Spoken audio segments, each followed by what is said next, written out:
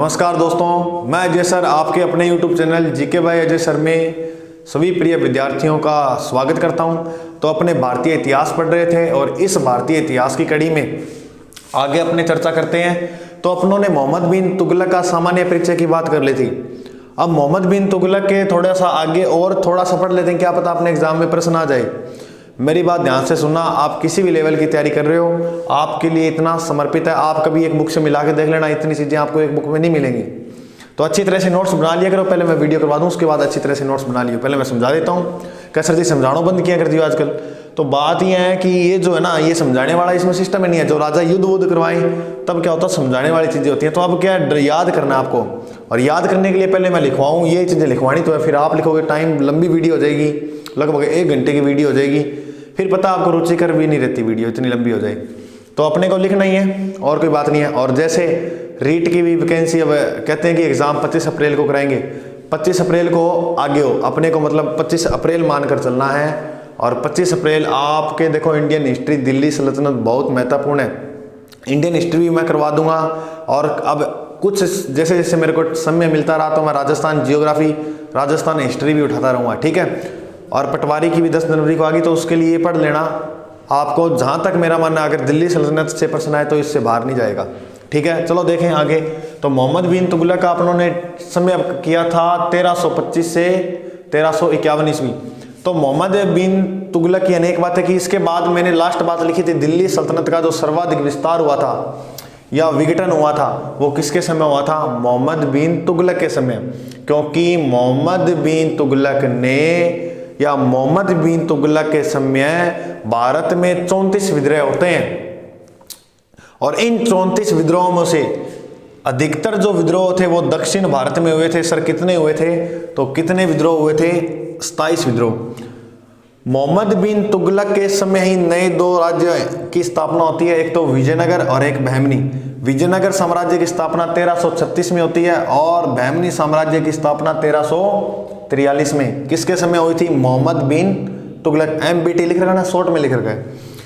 विजयनगर साम्राज्य की जो संस्थापक है, जो स्थापना की थी, वो हरिहर और बुक्का ने की थी। जब विजयनगर साम्राज्य पढ़ाऊंगा मैं आपको, तो अच्छी तरह से स्टोरी बताऊंगा, ये कैसे ले गया, कहाँ इसको धर्म वगैरह ग्रहण करवाया गया, वो बातें अपने विजयनगर साम्राज्य में कर लेंगे। एक बार इतना समझो कि मोहम्मद बिन तुगलक के समय विजयनगर साम्राज्य की स्थापना हुई। कब हुई? 1336 में। किसने की? हरिहर और बुक्का ने। फिर अपने बात करें तो बहमनी जो साम्राज्य है, इसकी स्थापना 1347 में हसन गंगू ने की। किसने की? हसन गंगू ने। तो यहाँ से वन डे ऑब्जेक्टिव प्रश्न यहाँ से बन जाता है, तो याद रखना बहमनी साम्राज्य का संस्थापक कौन है? हसन गंगू। इसके बाद अपने बात करें तो ये मोहम्मद बिन तुगलक ऐसा राजा था जो होली व अन्य हिंदू त्योहारों में भाग लेता था।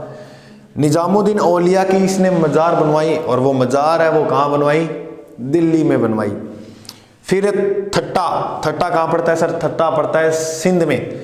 सिंध में ये विद्रोह करते समय 1351 के अंदर क्या हुई? इसकी मृत्यु। देखो एक बात सुनने को मिलेगी आपको, पढ़ोगे जब, उसमें क्या लिखा होता है कि मोहम्मद, MBT लिखा ना, मोहम्मद बिन तुगलक ने शासन के अंत में कहा, क्या कहा? कि मेरा साम्राज्य रुग्ण हो गया है, यह किसी उपचार से कम नहीं। इसने क्या कहा शासन के अंतिम दिनों में? कि मेरा साम्राज्य रुग्ण हो गया है, यह किसी उपचार से कम नहीं। तो ये बात किसने बोली? मोहम्मद बिन तुगलक ने। तो सबसे पहले मोहम्मद बिन जो आपने पहले उतारा, उसके आगे ये नोट कर लेना। उसके बाद मोहम्मद बिन तुगलक के बाद अच्छा राजा हुआ था जिसका नाम था फिरोज शाह तुगलक। फिरोज शाह तुगलक जो 1351 में राजा बनता है, 1388 ईस्वी तक इन्हें शासन संभाला। इसकी उपाधियां हैं, अच्छा प्रश्न आ जाएगा यहाँ से भी। औरंगजेब का अग्रगामी, दिल्ली DS लिखा हो ना, दिल्ली सल्तनत का अकबर। औरंगजेब का अग्रगामी और दिल्ली सल्तनत का अकबर किसे कहा जाता है? फिरोज शाह तुगलक को। सर क्यों कहा जाता है? देखो अब औरंगजेब ने जो अपने समय में काम किए वो इसने औरंगजेब से पहले कर दिए। जैसे मंदिर वगैरह तोड़वाए थे तो इसने औरंगजेब से पहले कर दिए, इसलिए इसे औरंगजेब का अग्रगामी कहते हैं। कैसे सर? जैसे महाराणा प्रताप है, महाराणा प्रताप का अग्रगामी किसे कहते हैं? राव चंद्रसेन को। महाराणा प्रताप ने मुगलों की अधीनता स्वीकार न करने वाला काम जो बाद में किया वो उसने पहले कर दिया। किसने? राव चंद्रसेन ने। तो सर फिर उनको क्यों नहीं कहा? महाराणा प्रताप के साथ तुलना क्यों की है? राव चंद्र सेन की तुलना भी महाराणा प्रताप से कर सकते हैं। देखो ये होता है कि इतिहासकार कई छा जाए वो कह देनी, कुछ छा जाते हैं कुछ नहीं छाते। अब ये अब छाए को नहीं राव चंद्र सेन, तब क्या था इसका सिस्टम, इसको उसकी उपाधि देनी पड़ी। जैसे फिरोज शाह तुगलक ये थोड़ा सा ठीक हुआ नहीं तो इसे औरंगजेब की उपाधि दे दी और इसे दिल्ली सल्तनत का अकबर भी कहा जाता है। सारी मेन महत्वपूर्ण तथ्य हैं, भयंकर तरह से याद कर लेना। इसने 4 टैक्स वसूले, 4 कर वसूले, जजिया, जकात, खराज, खुक्स। इसने 4 कर वसूले, जजिया, जकात, खराज, खुक्स। इन टैक्स को जब इन्होंने वसूला था तो इसने लगभग 23 प्रकार के अबवाब, यानी ये क्या थे, अबवाब टैक्स थे, अन्य इस्लामी कर को समाप्त किया था। इन्होंने ये 4 टैक्स वसूले थे और जो 23 प्रकार के अन्य इस्लामी कर लिए जाते थे जनता से, उनको क्या कर दिया, समाप्त कर दिया। इसके बाद देखें तो इसने ब्राह्मणों पर भी जजिया कर लिया था। अगर आपको याद हो, देखो मैंने सर्वप्रथम दिल्ली सल्तनत सर्वप्रथम भारतीय इतिहास का पहला पार्ट चलाया था, तो मैंने उसमें एक बात बताई थी कि जजिया कर लेकर कौन आए थे भारत में, याद आ रहा है क्या आपको? कासिम खान, जिसमें भारत का पहला साका हुआ 712 ईस्वी में, धाहिर सेन, है ना, याद आ रहा है ना। तो वो लेकर अरब लेकर आए थे क्या, जजिया कर, ऊँट पालक वगैरह, है ना, कृषि, है ना। तो आपको सारा कुछ बताया था तो आपको याद होगा। फिर इसने क्या किया, जगन्नाथ जो मंदिर है वो उड़ीसा के अंदर पड़ता है, इस मंदिर को भी क्षति पहुंचाता है। कौन? फिरोज शाह तुगलक। अब देखो औरंगजेब की तरह काम करेगा आगे। ज्वालामुखी मंदिर पड़ता है नगरकोट उत्तर प्रदेश के अंदर, इसमें इसने क्या किया, इस पर हमला किया। वह संस्कृत ग्रंथों को दिल्ली ले गया और इन ग्रंथों का फारसी अनुवाद करवाया, किससे? दलाइल फिरोज शाही से। ज्वालामुखी मंदिर में हमला किया, वहां से जितने भी ग्रंथ वगैरह मिले थे वहां से सारे ग्रंथ उठाकर ले आया दिल्ली, और दिल्ली लाकर इसने फारसी अनुवाद करवाता है। और फारसी अनुवाद किससे कराया? दलाइल फिरोज शाही से। इसके काल में नहरों का सर्वाधिक विकास हुआ। इसने 5 नहरों बनवाई और नहरों का जाल बिछवाया।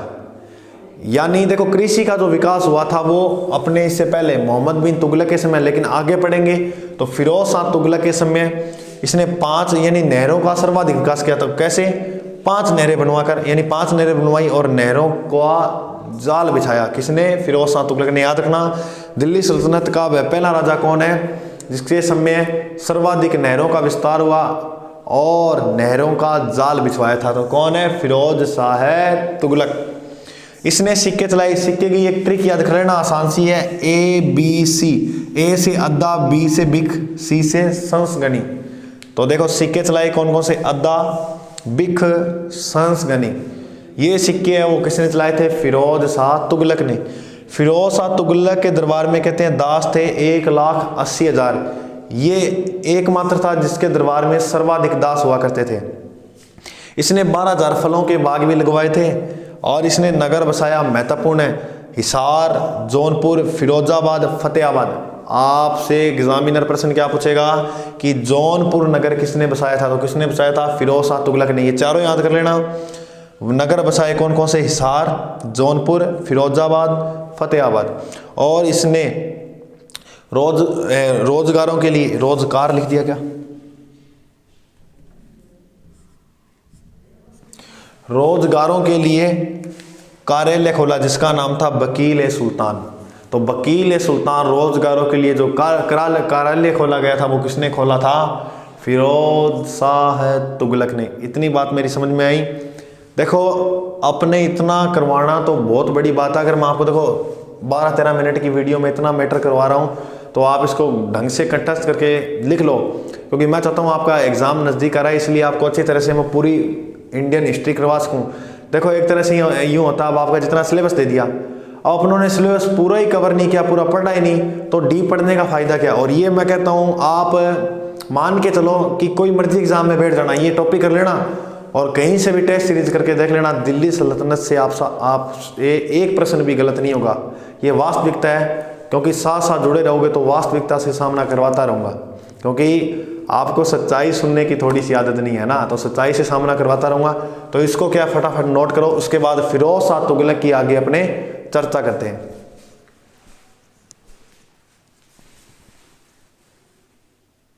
तो दोस्तों मैंने पहले की तरह अपने नोट डाउन कर लिया है, अब देखते समझें इसको। अपने पढ़ रहे थे फिरोज शाह तुगलक को। उसके बाद आगे चर्चा करें तो इसके काल में नाम सुना होगा वर्नी का इतिहास करना। वर्नी व अफीफ ने तारीख फिरोज शाही पुस्तक लिखी। तो याद रखना फिरोज शाही तारीख फिरोज शाही किसके काल में लिखी जाती है? फिरोज शाह तुगलक के काल में। किसने लिखी? वर्नी व अफीफ ने। फिर इसने अच्छा राजा था, इसने आय व्यय का ब्यौरा तैयार भी करवाया था। तो आय व्यय का ब्यौरा तैयार करवाने वाला राजा कौन सा है? फिरोज शाह तुगलक। तुगलक काल में वरीद पद को स्वर्ण काल का दर्जा दिया गया है। याद रखना वरीद जो पद है उसको स्वर्ण काल किस वंश के समय माना जाता है? तो किस वंश के समय? तुगलक वंश के समय। तुगलक वंश के समय वरीद पद का गोल्डन पीरियड है ना, स्वर्ण काल माना जाता है। फिरोज शाह तुगलक का पीएम था, प्रधानमंत्री था, जिसका नाम था खान ए जहां तेलगानी। क्या नाम था? खान ए जहां तेलगानी।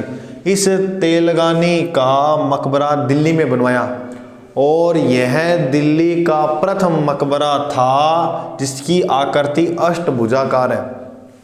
दिल्ली का प्रथम मकबरा वह कौन सा अष्टभुजा आकृति वाला किसका है? तो किसका है? खान ए जहां तेलगानी। ये कौन था? ये पीएम था किसके दरबार में? फिरोज शाह तुगलक। FST लिखा है ना, तो इसका फिरोज शाह तुगलक। कुतुब मीनार का जीर्णोद्धार करवाया किसने करवाया? फिरोज शाह तुगलक ने। देखो सबसे पहले कुतुब मीनार की नींव वगैरह रखी कुतुबुद्दीन ऐबक ने। उसके बाद कुछ निर्माण करवाया था इल्तुतमिश ने। उसके बाद जो निर्माण करवाया था वो करवाया था किसने? फिरोज शाह तुगलक ने। फिर इसके बाद राजा आया नासिरुद्दीन महमूद। ये इस वंश का अंतिम राजा था। इसने घटना क्या घटित होती है? तैमूर लंग का सेनापति था जिसका नाम था खिजर खां। खिजर खां ने इस पर आक्रमण किया और 1414 में नासिरुद्दीन की गद्दी छीन ली, यानी गद्दी से हटा दिया और एक नए वंश की स्थापना करता है जिस वंश का नाम है सैयद वंश। तो याद रखना सैयद वंश की जो स्थापना है वो किसने की थी? खिजर खां ने। कब की? 1414 में। और तुगलक वंश का अंतिम राजा कौन था? नासिरुद्दीन महमूद। तो खिजर खां क्या था? ये तैमूर लंग का सेनापति था। इसको पहले गवर्नर बनाया गया और ये क्रम में पूछ लेते हैं गवर्नर कहाँ रह चुका है। तो ये ट्रिक याद कर लेना DML। तो D से पहले ये दीपालपुर का गवर्नर था, फिर M से उसके बाद मुल्तान का गवर्नर बना, L से लाहौर का गवर्नर बना। तो खिजर खां 3 जगह का, निम्न में से नहीं, इस तरह से कोई कहाँ का गवर्नर नहीं बना। तो 3 तो नाम ये दे देगा, एक अलग दे देगा। तो आपको याद होना चाहिए DML, दीपालपुर, मुल्तान और लाहौर, DML है ना।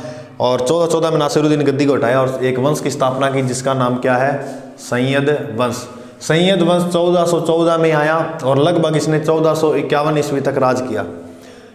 सैयद वंश का पहला राजा कौन होगा? खिजर खां बताया था। खिजर खां सर कौन है? खिजर खां सेनापति है तैमूर लंग का। इसने क्या किया? इसने एक उपाधि धारण की, रैयत ए आला। इसकी उपाधि क्या थी? रैयत ए आला। और इसने कर दिया। कर किसे दिया? शाहरुख को। शाहरुख सर कौन था? शाहरुख तैमूर का पुत्र था जिसे ये सालाना क्या भेजता था? कर भेजता था। कौन भेजता था? खिजर खां। अब तैमूर के सेनापति है तो वो भेजेगा शाहरुख, यानी तैमूर के पुत्र शाहरुख को कर भेजता था। सेनापति किसका? तैमूर लंग का। तैमूर लंग का सेनापति कौन अगर पूछ लेनी तो कौन है? खिजर खां। इसने स्थापना की भारत में दिल्ली सल्तनत के अंदर सैयद वंश की। फिर इसके बाद राजा बना मुबारक शाह। मुबारक शाह सैयद वंश की। इसके समय देखो बताते हैं कि सैयद वंश की जो जानकारी है वो मिलती है तारीख है मुबारक शाही से। अब सर मुबारक शाही के लेखक हैं वो कौन है? तो इसके जो लेखक हैं वो अहिया बिन सरहिंदी। इसके जो लेखक है वो कौन है? याहिया बिन सरहिंदी। किसके लेखक हैं? तारीख ए मुबारक शाही। और इसी तारीख ए मुबारक शाही के अंदर सैयद वंश की जानकारी मिलती है। इसके बाद जो राजा बना उसका नाम था मोहम्मद शाह। मोहम्मद शाह की सिर्फ एक ही बात याद करनी है कि इसने एक नगर बसाया था जिसका नाम था मोहम्मदाबाद। फिर इसके बाद राजा आया आलम शाह। आलम ऐसे अंतिम राजा। तो सैयद वंश का अंतिम राजा कौन है? आलम शाह। बस छोटा सा था साम्राज्य, इनका लंबा चौड़ी कहानी है नहीं। इसने क्या किया? सवे ने बहलोल लोदी को गद्दी सौंप दी और आप बंदायूं की जागीर ले ली और उसी में संतुष्ट रहा। ये राजा था आलम शाह। तो इतना किया सैयद वंश। अब इसके बाद इस बहलोल लोदी ने एक नए वंश की स्थापना की जिसका नाम है लोदी वंश। उसको पढ़ेंगे नेक्स्ट पार्ट में। आपको जहाँ तक मेरा मानना अच्छी तरह से वीडियो में कंठस्थ हो गया होगा, वीडियो देखने के लिए धन्यवाद। मिलते हैं नेक्स्ट भाग में, तब तक के लिए जय हिंद।